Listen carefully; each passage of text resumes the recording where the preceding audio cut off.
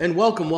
This is Peter Winnick. I'm the founder and CEO of Thought Leadership Leverage, and you're joining us on the podcast today, which is Leveraging Thought Leadership. And today, my guest is Adam Fridman.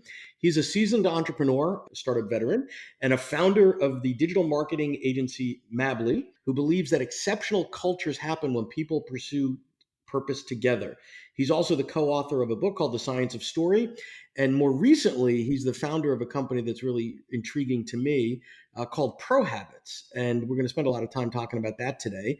So, Pro Habits is a positive psychology based application that links professional habits to personal and organizational development goals. In short, it gives a much better outcome for your training and development dollar than some of the traditional things that have been happening for years and years and years. So, welcome aboard, Adam. Thank you, Peter. Nice to be on.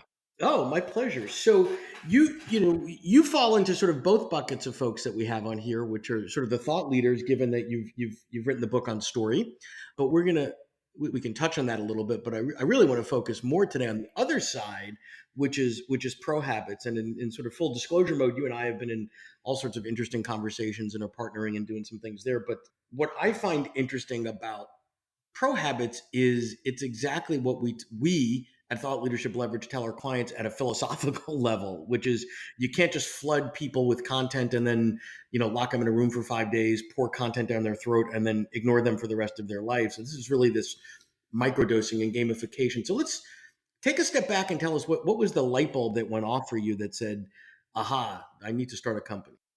Thank you, Peter. You know the story, and I'll be short. I was a contributing writer for Inc., as you know, and that's where the Science of Story, the book, was born. But while interviewing leaders across small to large organizations, I kept seeing this pattern. They all talked about purpose, but right after they talked about values. And we've heard them all. If we actually done some research on the Fortune 500 values. If we distill them down, there's about five or six.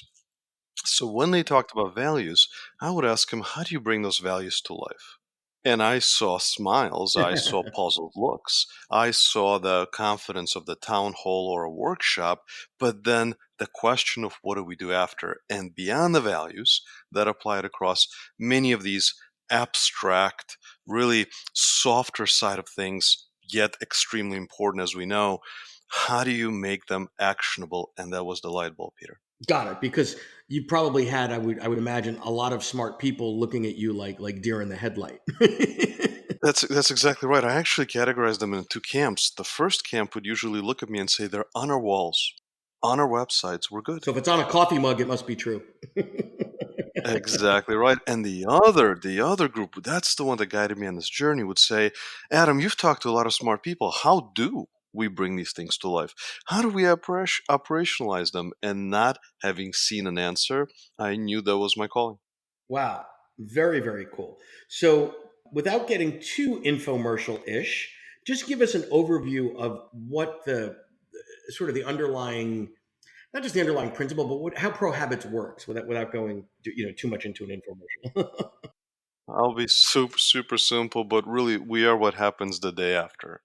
As you know, Peter, once the speaker comes into the organization to inspire movement, to inspire behavior change, we give all in the audience an easy way to enroll, to make a decision, to pursue change. And then thereafter, we provide the lightest touch, no login experience where they commit every morning to a new micro action. And in the evening, they say if they did it. And behind it, as you mentioned, there's social proof and lots of gamification elements in order to help individuals really stay the course. And this lines up with the way people are going after behavioral change in other aspects of their life, be that we're getting up to dieting season or health or wellness or step tracking. I mean, this is sort of what people are doing. We're all carrying around these devices in our pockets. We're all tracking various things, the quality of our sleep, steps, etc. So it sort of fits into that because what I've been observing over the last several years is the gap between the way people develop habits and learn for personal use and corporate, right? Corporate is still for many of us have this concept of we'll lock them in a room for 2 days or a day and a half or whatever. And if someone says to you, hey Adam, I'm going to start to work out more, they're not going to go lock themselves in a room for 3 days. They're going to commit. They're going to get some tools to help them, and then they're going to get the awards and the gamification, all the things from sort of psychology and technology merging to help us drive behavior change. So are those principles embedded in pro habits? Absolutely, and it's really we often reflect on imagine a state of the health industry or fitness industry where you sat down as you sat in a class, but there were no gyms. Right. There was nothing to help you bring that knowledge to life. Go ahead and fill up your milk cartons with water, as Arnold Schwarzenegger did early on, and that you can use to Right. lift. But there's nothing else to help you. So, in that same token, we think about these organizational values. We think about these big ideas that speaker bring into organizations. What happens the day after? So we follow some of the principles are very similar, Peter, in tracking your progress, seeing how many days in a row. But then we also look at social media to ask the question of why is that so addictive? Yep. Why is the negative habits easier to build and what can we learn from them? So that's where we take on this concept of social proof. Every time you commit, every time you say you did it, every time you share a story, everyone in your organization can see it, giving you that hit of dopamine that you're not just doing it in isolation, you're doing this with the social reward. And by the way, that's the underlying secret of Facebook, Twitter, etc. It's the it's the similar dopamine hit you get when you get a like or a retweet or a share or something like that. So you're taking some of the things that could have a negative implications if used to excess or for no purpose on social media and harnessing that into positive behavioral change. That's exactly right. Yeah, fascinating. So let's talk for a little bit because a lot of the folks listening are a variety of authors and thought leaders and speakers, and many have seen lots of different things with lots of different promises over the years. And there's either a high level of complexity, a low level of usage from an onboarding standpoint. It's proprietary, it's super duper expensive to take my content and put it into other modalities. So let's neutralize some of the fears that I sense that my author and thought leader friends are sort of thinking about now, a little skeptically. That's a really great question. So let's look at it from a speaker standpoint. The first concern would be, how do you make pro habits custom to me, Right. to my vision of creating behavior change? And that is one of our foundations. Everything is customizable. I know, Peter, you've heard me say that many times. I repeat it in every presentation at least 4 to 5 times. Everything is indeed customizable. Our formula is pretty simple. The micro action includes a quote, an image, and a micro action for that day, as well as the quote of the author of the quote. That's it. That's the formula for our behavior change. So when we talk to a speaker, we ask the question of how do we customize for them. It's about their behavior change. We become the delivery system. So let me play that back to you. So depending on my content, my thought leadership, and my underlying philosophy of behavior change, you're fairly flexible in terms of the integration of those two things. We are the vehicle. Great. So can you give a specific example of a piece of content that folks are probably familiar with and how that gets turned into a micro habit to develop a pro habit, if you will? Definitely, I'll go something from, probably most folks have heard of Marshall Goldsmith, and I know, Peter, he's been on your recent podcast. Yep. By the way, what a just an amazing gift that he's given to the world through his books, his thought leadership, has inspired countless lives. Yep. Without But a doubt. when we think about his book Triggers, that is asking you a series of questions to ask every day, imagine converting those triggers into micro actions that we now send every morning, asking you to commit to asking these questions in the evening. Did you do it? So that would be one example. Another example that we find works really well for organizations that are looking to bring in focus or mindfulness. It's really simple things like write down what's most important for you to accomplish today and carry it with you all day. It's the really simple micro actions that are really resonating with our users the most. So when we take a speaker, author, and look at their thought leadership and their book, we ask how do we take those concepts, distill them down to no-brainer micro actions that are easy to commit to and easy to do and don't take more than a few minutes a day. And to me, that's really the secret sauce because I can tell you that if I'm like many people I know, I've got in my office a box or a file of the takeaways or the workbooks or the whatever from various programs I've either led or participated in, and filled out a personal inventory that I got 30%, and then the whole thing was, oh, and then when you get back to your office, continue working on this daily. in isolation on top of your regular job without any sharing. And it was overwhelming. It was like, it only takes 2 hours a day. And it's like, who has 2 hours a day? you know? We couldn't agree more, Peter. And we know that what's competing for your attention now is Instagram, so Facebook, Yeah. you name the social platform that gives you that dopamine in few seconds as soon as you open it. How do you put that down, open up a deep dive book, and for a couple hours pay attention? And some people do. Yeah. Some people do, but that is not the majority. If you're enjoying this episode of Leveraging Thought Leadership, please make sure to subscribe. If you'd like to help spread the word about our podcast, please leave us a review and share it with your friends. We're available on Apple Podcast and on all major listening apps, as well as at thoughtleadershipleverage.com/podcasts. Yep. Yeah. Well, I think that's right, because I think if you look at good, bad, or evil, the behaviors that are happening in public places. So you're standing online at a Starbucks or in an airport or something like that. What do people do? It used to be, we just sort of just stood there, or maybe you'd make conversation with the person next to you. Now everybody's got their phone out, and some of them are, aimlessly flipping through, Instagram or whatever. But that's a perfect opportunity to spend a moment or two to be reflective about a behavior that you're trying to develop and make good use of time that is either wasted or not used in an ideal way, or whatever the case may be. And receive a hit of dopamine while making it visible to your not just your peers but also the executive leadership, and that's key. Yep. You're making a little step to improve yourself, but it is seen at the highest level of the organization and aligned to the organizational success. So exactly, Peter, spot on. How do we replace that addiction that maybe isn't productive for you with one that is? Right. So how important, and this is just curiosity, quite frankly, is it that the sort of showing others, the public piece of it, the dopamine is an individual hit to me. My brain gets this hit and I feel good. So I understand that. But how important is it that others can see sort of the leaderboard and, oh, look, Peter fulfilled, 17 things, 17 days in a row. What's the level of importance in terms of sustaining? The social proof is critical, and the way we look at social proof is through two lenses. The first lens are your peers, and what's cool about that is we have a leaderboard, and we hear all the time folks internally begin to talk about competition. Who can have more streaks? Who can complete more micro actions?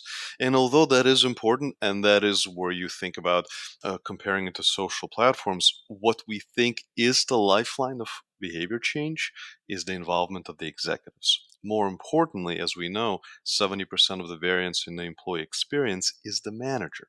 So that manager involvement, them seeing, encouraging, leading by example, we feel is the single most important contributor to sticking with this type of behavior change. And because you're doing this in a feed, because you click, I commit, I did it, submit a story, and it is seen by your manager in the context of a team, that is the single most important driver of motivation. That's unbelievable. So, can you give an example or two? You gave the Marshall example, which I get, but where does this work really well? And then you and I have had some conversations of where this just not isn't a tool. They don't even consider it. Yeah, I think a great example would be Macaroni Grill. And we worked with them to help improve reduce, I should say, their retention, attrition rates, and improve their retention. And what we did was to create a moment where their managers came together, they got excited, they helped to co author some of the micro actions actually themselves to say, here's the behavior of a great manager. And by bonding through that experience, by having the ownership in this type of behavior change, we've seen very substantial improvements in retention within Macaroni Grill, which we know plague the industry. That's one example where it works very well. Well, I want to push on one of the pieces that you said there that I think is important. Well, actually, two pieces. One is this isn't binary. Don't do A, only do B. You're layering this on top of some in-person experience. Number one, and number two, if I heard you correctly, there's an element of co-creation where the participants were actually creating the habits they wanted to develop. Is that right? Yeah, this was an unusual situation where the participants themselves contributed toward the creation of the content. However, in most cases, it's either the preview of the speaker or the author, or it's collaboration between one of those and the organization leadership, where they look at the content and they begin to infuse some of their own DNA Yep. to make it Yep. feel like their own. Fantastic. And the closer we get to that DNA, the more chances of a successful launch. Got it. And you said you had a successful outcome because obviously, high turnover plagues the restaurant industry, hospitality industry in general. So one is you know that people complied and actually fulfilled the mission of completing the pro habits, and then more importantly, you did an A/B and said, and this control group, the data said X, and we actually solved the job you hired us to, which is to fix retention. Because oftentimes I think the disconnect from training to reality is, wow, the participants go, that was awesome, that felt great, I give it 5 stars or whatever, and then the business leader that is funding the project, both the hard costs and the soft costs, looks at the data and 6 months later says, yeah, that's all fine and dandy, but nothing moved. That's exactly right. So we saw turnover reduce on the manager levels by 60% year over year.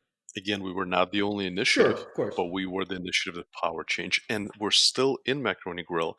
We're now 9 months into the engagement, and the engagement rate is at 50% 9 months into the project, which is unheard of.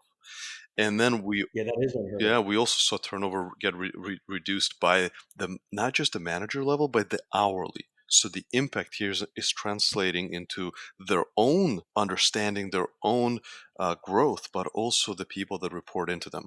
We'll be publishing more in the coming months, but we're super excited. So that's a great example of where it works.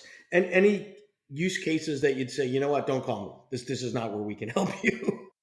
Yeah, we've had a few launches, and on those, I'd rather not talk about the company No, names. no, no. Yeah, well, it doesn't have to be launches or specific use cases. Yeah, Conferences have a very positive outcome if the leadership of the conference is very much engaged, if we're being created or offered as a benefit. Then we definitely see 15 to 20% of the folks in the audience grab on to Pro Habits as a way for them to manage their own growth. But 15-20% for us isn't high enough. right, right. We're looking for 70% plus, and it doesn't meet our requirements. Although, my understanding in the training industry, 15-20% long term involvement is actually fairly significant. We are aiming much higher. So, in a conference setting where the leadership isn't fully involved, engaged, leading by example, we don't see as high enrollment as we aim for. Got it. So, I mean, one of the things that I love that you just said there is, the industry, which needs to change, which is changing, which the business side of the house is somewhat frustrated with, thinks 15 to 20% is good enough, right? And you're saying, yeah, that's all fine and dandy, but we're shooting for 70, and we're getting it because the funding a program that only 1 out of 5 people consume or use, that just doesn't make any sense. You're right, Peter. And I didn't grow up in the industry, so Yep. I'm learning to understand what the industry is like. But for me, it's about getting something so easy to use that rivals the other experiences in the digital age. And if you can accomplish that, the only question becomes, are people engaged with the organization? Correct. If they are engaged, they will then, by virtue of that, begin an experience that's flawless for them. And if they're not engaged, then you have much bigger problems. Right. And then the root of what you said there is this easy to use, because I think over the last 10, 15 years, whatever the case may be, so many things have become so much easier. I mean, everything from, it used to be when you bought a printer for your home office, it was like, oh God, the settings and the this, that, everything you turn it on, the installing a Nest thermostat. Now you've got a Nest and the app goes on and like, voila, magic, and it's like, those are the, taking an iPhone out of the box, that little noise it makes, like, these are the experiences that the end user, the consumer, has been taught is what you should expect, and then they move into the workplace and training and development and learning, and it's like, oh, let's go back to the Stone Ages, and I think that's not going to continue to be the way it is. We couldn't agree more. We're fanatical, as you've seen. The Yep. enrollment is one click. Yeah. And when I say one click, you don't even put in your name, your email. That has to be provided by the organization. Otherwise, just that bump alone is going to take many people out of the conversation. And then every morning, every evening, it's one click. I think the days of here is a portal, go log in are gone. Right. And then you would say, oh, but it only, there's only 5 data lines to log in. It's your email, it's your name. It's like, yeah, yeah, yeah. But if everything else is click and I link to whatever the new thing is by my Facebook login or by my whatever, why would you ask me to do 5 times more work than what I'm used to? It just, there's no logic to that. Imagine a day where you had to log in every time you use Facebook. Right, it wouldn't happen. What would be the usage of the platform? Yeah, Exactly right. exactly. Well, anyway, we're running out of time here, Adam. You and I can talk for hours as we have in the past. Any final words of wisdom to folks out there, and frame this to our authors and thought leaders that want to increase the reach, want to increase the impact their content has on individuals, teams, and organizations. Any thoughts? The way I would ask look at my suggestion is to think about one word, which is sustainability, Peter. How do we go beyond being a performance, this being a one-way communication, and how do we think about sustainability? And my suggestion is to consider a workflow. It doesn't have to be pro habits. What other ways can organizations take what you've shared, what you've just inspired, and help them think about a workflow to go beyond that moment in time? Fantastic. Well, this has been great. I appreciate your time and your effort, and looking forward to see what else Pro Habits brings out to the world, because I think it's really, really good stuff, and I think it could be a game changer. So thanks so much, Adam. I appreciate your time today. Peter, thank you for having me on. To learn more about Thought Leadership Leverage, please visit our website at thoughtleadershipleverage.com. To reach me directly, feel free to email me at peter@thoughtleadershipleverage.com. And please subscribe to Leveraging Thought Leadership on iTunes or your favorite podcast app to get your weekly episode automatically.